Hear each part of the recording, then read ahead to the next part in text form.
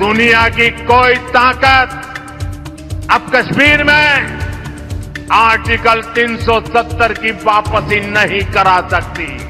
महाराष्ट्र से लेकर यूपी उपचुनाव तक खलबली मच गई। भारतीय राजनीति की सबसे पावरफुल तिकड़ी मोदी, योगी, शाह मैदान में उतर गए। राजनीति के इन तीनों धुरंधरों के एक साथ उतरने से इंडी गठबंधन में खलबली है। उन्हें समझ नहीं आ रहा कि वो एक साथ मोदी, शाह, योगी के अटैक को कैसे काउंटर करेंगे। एक साथ तीनों उतर गए भाई। इस तिकड़ी ने चुनाव में उतरते ही इंडी गठबंधन के एजेंडे पर एक तरह से जुबानी बुलडोजर चला दिया। मोदी, शाह, योगी के सामने इंडी गठबंधन के सारे एजेंडे, सारे पैतरे खटाखट सफा चट हो गए। यह तिकड़ी बीजेपी को महाराष्ट्र और यूपी में हरियाणा से भी बड़ी जीत दिलाने के लिए लगातार मेहनत कर रही है, ताकि इंडी गठबंधन को जो बचा कुचा कॉन्फिडेंस है बस वो भी खत्म हो जाए। महाराष्ट्र जीतकर पीएम मोदी डबल धमाका करना चाहते हैं, ग्रैंड कमबैक करना चाहते हैं। पीएम मोदी बात अच्छी तरह समझते हैं कि महाराष्ट्र बड़ा राज्य है, वहां मिलने वाली जीत भी बड़ी होगी और वहां जीतना भी बड़ी चुनौती है। इसलिए पीएम मोदी ने खुद महाराष्ट्र में मोर्चा संभाल लिया, खुद उतर गए और अपने साथ अपनी बेस्ट जोड़ी शाह और योगी को भी लेकर गए। आज महाराष्ट्र के चुनाव में पीएम मोदी की एंट्री हुई। शिवाजी की धरती से पीएम मोदी ने हिंदुत्व की हुंकार भरी, राष्ट्रवाद पर राहुल और उद्धव को एक्सपोज किया, औरंगजेब का नाम लेकर अमित शाह ने घेरा, योगी ने एक और नए नारे से तूफान खड़ा कर दिया। मतलब ट्रिपल अटैक आप कहिए महाविकास अघाड़ी में। एक बार सुनिए मोदी, शाह और योगी ने कैसे विधानसभा चुनाव में अपने बयानों से पारा बढ़ा दिया है, चढ़ा दिया है।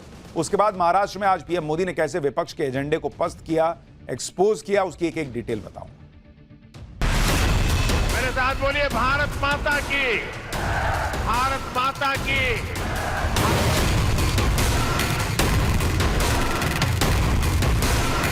ये मोदी का फैसला है। दुनिया की कोई ताकत अब कश्मीर में आर्टिकल 370 की वापसी नहीं करा सकती। मेरी बात मानिएगा शरद पवार साहब, आपकी 4 पुश्ते भी आएगी, धारा 370 हम वापिस नहीं आए।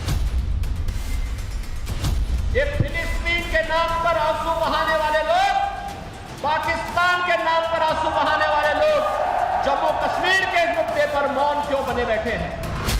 एक है तो सेफ है। संविधान के नाम पर वोट मांगते हो और जालसाजी करते हैं लोग। यहां महाराष्ट्र में आज पीएम मोदी जब महाराष्ट्र के चुनाव में उतरे तो उन्होंने सबसे पहले इंडी गठबंधन को 370 के मुद्दे पर लपेट दिया, क्योंकि इस वक्त पूरे देश में जम्मू कश्मीर में 370 को लेकर मचे बवाल की चर्चा चल रही है। 4 दिन से बॉस, 4 दिन से जम्मू कश्मीर की विधानसभा में 370 फिर से लाओ, 370 फिर से लाओ का हंगामा मचा हुआ, मारपीट की नौबत आ गई। जम्मू कश्मीर में इंडी गठबंधन यह माहौल बनाने में लगा है कि वो इसी तरह के स्टंट करके 370 पर माहौल बना देगा और मोदी सरकार पर दबाव डाल के इसको वापस ले आएगा। लेकिन आज पीएम नरेंद्र मोदी ने शिवाजी की धरती पर खड़े होकर महाराष्ट्र में क्लियर मैसेज दे दिया कि दुनिया की कोई ताकत 370 को वापस नहीं ला सकती। सुनिए पीएम मोदी ने क्या कहा, फिर आपको बताऊंगा कि 370 पर कांग्रेस कैसे फंस गई। अघाड़ी वाले लोगों से कहना चाहता हूं, पाकिस्तान के एजेंडे को देश में बढ़ावा देने की कोशिश मत करो।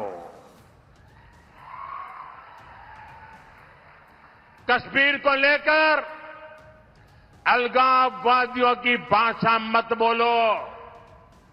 याद रखो, तुम्हारे ये मंसूबे कामयाब नहीं होंगे। और जब तक मोदी पर जनता जनार्दन का आशीर्वाद है, कांग्रेस वाले तुम कश्मीर में कुछ नहीं कर पाओगे। कश्मीर में आप केवल और केवल बाबा साहब आंबेडकर का संविधान ही चलेगा। ये मोदी का फैसला है। दुनिया की कोई ताकत अब कश्मीर में आर्टिकल 370 की वापसी नहीं करा सकती।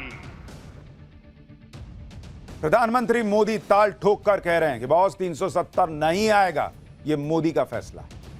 महाराष्ट्र की धरती से 370 का मुद्दा उठाकर पीएम मोदी ने राष्ट्रवाद का दांव चला, कांग्रेस को एक तरह से फंसा दिया, क्योंकि जम्मू कश्मीर में कांग्रेस उमर अब्दुल्ला के साथ गठबंधन में सरकार में, लेकिन वो 370 पर कुछ बोल नहीं पा रही, ना खुलकर विरोध कर पा रही है, ना समर्थन। मतलब 370 उनके लिए गले की हड्डी बन गया है, ना उगलते बन रहा है, ना निगलते बन रहा है। चुनाव प्रचार में भी कांग्रेस ने 370 पर चुप्पी साध ली थी, लेकिन विधानसभा में जब नेशनल कॉन्फ्रेंस जम्मू कश्मीर के स्पेशल स्टेटस की वापसी को लेकर प्रस्ताव लाई तो कांग्रेस मुश्किल में फंस गई, इसका विरोध करें या समर्थन। अंत में कांग्रेस नेताओं ने नेशनल कॉन्फ्रेंस के प्रस्ताव का यह कहकर समर्थन किया कि प्रस्ताव में 370 का जिक्र नहीं है। कांग्रेस को डर है कि कहीं 370 के मुद्दे पर वो नेशनल कॉन्फ्रेंस के साथ खड़ी दिखी तो महाराष्ट्र के चुनाव में उसे नुकसान हो जाएगा। लेकिन कांग्रेस जितनी भी सफाई दे ले, गाड़ी तो अब स्टेशन से छूट गई और बीजेपी ने महाराष्ट्र में इस मुद्दे को पकड़ लिया है। सुनिए, 370 के मुद्दे पर ही आज ही अमित शाह और योगी आदित्यनाथ ने भी कैसे महाविकास अघाड़ी पर अटैक किया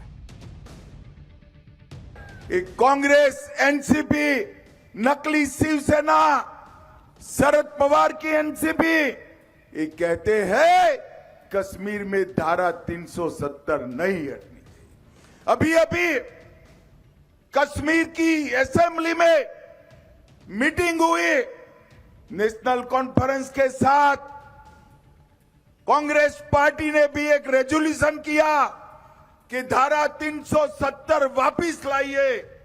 ये कश्मीर जो है भारत का अभिन्न अंग नहीं है। मैं आज संभाजी महाराज की भूमि पर कहकर जाता हूं, मेरी बात मानिएगा शरद पवार साहब, आपकी 4 पुश्तें भी आएगी, धारा 370 हम वापिस नहीं आने देंगे। फिलिस्तीन के नाम पर आंसू बहाने वाले लोग, पाकिस्तान के नाम पर आंसू बहाने वाले लोग जम्मू कश्मीर के मुद्दे पर मौन क्यों बने बैठे हैं? ये देश की एकता और अखंडता को चुनौती देने वाली स्थिति है और कोई भी भारतीय राष्ट्र की एकता और अखंडता को कतई पर किसी प्रकार की चोट को स्वीकार नहीं करेगा। महाराष्ट्र में 370 का मुद्दा उठाकर बीजेपी ने एक तीर से 2 निशाने साधे। एक तो कांग्रेस फंसी हुई है, दूसरा उद्धव ठाकरे की शिवसेना को भी मुश्किल में डाल दिया, क्योंकि उद्धव ठाकरे 370 का हटाने का समर्थन करते रहे, लेकिन कश्मीर में उन्हीं की सहयोगी कांग्रेस 370 के समर्थन में की वापसी के समर्थन में खड़ी दिखेगी, तो महाराष्ट्र में उद्धव ठाकरे पर सवाल उठेंगे। पहले से ही उद्धव ठाकरे पर हिंदुत्व के मुद्दे से दूर होने के आरोप लग चुके हैं। अब 370 जैसे मुद्दे पर भी बीजेपी को उद्धव को घेरने का मौका मिल गया। 370 की वापसी का सपना देखने वालों को आज पीएम मोदी और अमित शाह ने टाइट किया। जो लोग ये गलतफहमी पाले हुए हैं कि कभी ना कभी तो 370 की वापसी करवा लेंगे, उन्हें यह समझना चाहिए कि यह लगभग नामुमकिन सा है। 370 की बहाली के लिए संविधान में संशोधन करना होगा बॉस, और इसका अधिकार अनुच्छेद 368 में दिया गया है। अनुच्छेद 368 के तहत किसी भी संवैधानिक संशोधन के लिए लोकसभा और राज्यसभा में 2/3 बहुमत चाहिए होगा और 50% से ज्यादा विधानसभाओं से इसे पास कराने की जरूरत पड़ेगी। जो विपक्ष एकजुट होने के बाद भी 230-240 पर अटक गया है, उसे 370 की वापसी के लिए लोकसभा में 362 का आंकड़ा चाहिए। कहां से लाओगे? उसमें भी इंडी गठबंधन के अपने ही साथी उस मुद्दे पर उसका साथ नहीं देंगे, चाहे केजरीवाल हो या उद्धव ठाकरे, क्योंकि उनकी राजनीति को यह सूट नहीं करेगा। खुद कांग्रेस 370 का खुलकर विरोध नहीं कर रही है, तो फिर सवाल यह है कि विपक्ष की सरकार बन भी गई तो 370 लाओगे कैसे? दूसरी बात, 370 मतलब वापस बहाल कैसे करोगे? दूसरी बात, पीएम मोदी के रहते हुए तो विपक्ष की सत्ता में वापसी मुश्किल ही दिख रही है। 370 तो बहुत दूर की बात है। लोकसभा चुनाव में विपक्ष पूरी ताकत लगाकर भी पीएम मोदी को रोक नहीं पाया। इसलिए नंबर गेम को देखकर यही लग रहा है कि 370 की वापसी सिर्फ एक सपना है, और यह इन नेताओं को भी पता है।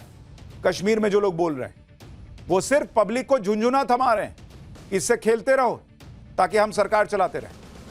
इंडी गठबंधन की हवा इसलिए भी टाइट हो गई क्योंकि पीएम मोदी ने आज महाराष्ट्र में उस जगह रैली की जो मुस्लिम वोट पाने के लिए इंडी गठबंधन की सबसे बड़ी प्रयोगशाला बन गई।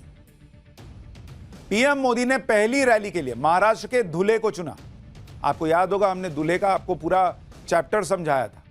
धुले लोकसभा का उदाहरण देकर ही बीजेपी ने वोट जिहाद का आरोप लगाया था। धुले की मालेगांव सेंट्रल सीट पर इंडी गठबंधन को एकदम एक तरफा वोट पड़े थे, जिससे बीजेपी के प्रत्याशी को हैरान करने वाली हार मिली, क्योंकि धुले लोकसभा सीट के तहत आने वाली 6 विधानसभा सीट में से 5 पर बीजेपी के उम्मीदवार करीब 1,90,000 वोट से आगे चल रहे थे। पांचों विधानसभा में बीजेपी के उम्मीदवार को एक लाख वोट मिले, लेकिन जब मालेगांव सेंट्रल विधानसभा सीट पर वोटों की गिनती हुई तो पता चला कि वहां कांग्रेस के उम्मीदवार को एक तरफा 1,98,869 वोट मिले और उसी विधानसभा में बीजेपी के उम्मीदवार को मात्र 4,542 वोट। इस वजह से बीजेपी का उम्मीदवार आखिर में 4,000 वोट से हार गया। 5 विधानसभा में लीड लेने के बाद आखिरी में हार गया। मालेगांव सेंट्रल सीट पर मुस्लिम आबादी 78.4%। यानी मोदी विरोध में इंडी गठबंधन ने एक तरफा मुस्लिम वोट जुटाया और जीत हासिल कर ली। बीजेपी का दावा है कि महाराष्ट्र में करीब 14 लोकसभा सीटों पर इसी तरह की एक तरफा वोटिंग की वजह से एनडीए गठबंधन को हार मिली।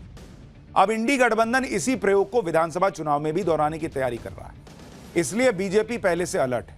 पीएम मोदी ने धुले से ही हिंदू एकता की बात छेड़ी, कहा कि एक रहोगे तभी सेफ रहोगे।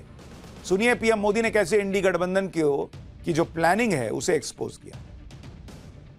अलग अलग जातियों में टूटने से आप सोचिए कमजोर हो जाएंगे कि नहीं हो जाएंगे। इसलिए मैं कहता हूं, एक है तो सेफ है, एक है तो